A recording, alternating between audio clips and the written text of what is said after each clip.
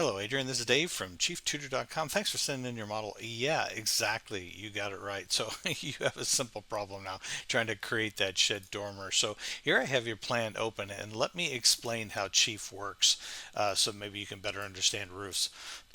Chief has a code written in the software that basically says when a roof covers a wall, so we have a wall in here, when a roof goes over a wall, that wall's to stop and it stops on the roof plane, obviously.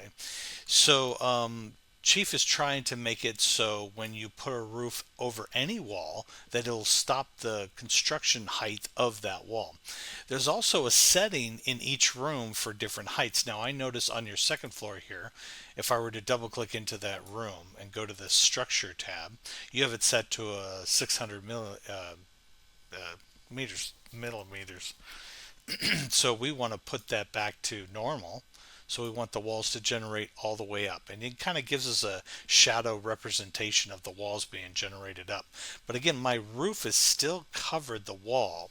So if you simply click the roof, and I'm going to hold down Control to kind of drag the roof slowly down, so then it generates the wall all the way up to the top. And we could just do the same over here. And that creates our shed dormer, I guess we want to call it, for our model. And it's just as simple as that. And then you can also fine tune it. Like, see, here's that roof. I can go right up to the edge of the stucco and I should be okay. And then go right to the back of that stucco. So now I'm okay on the back side. Let's go down here, and now I'm going right up to the stucco on that side.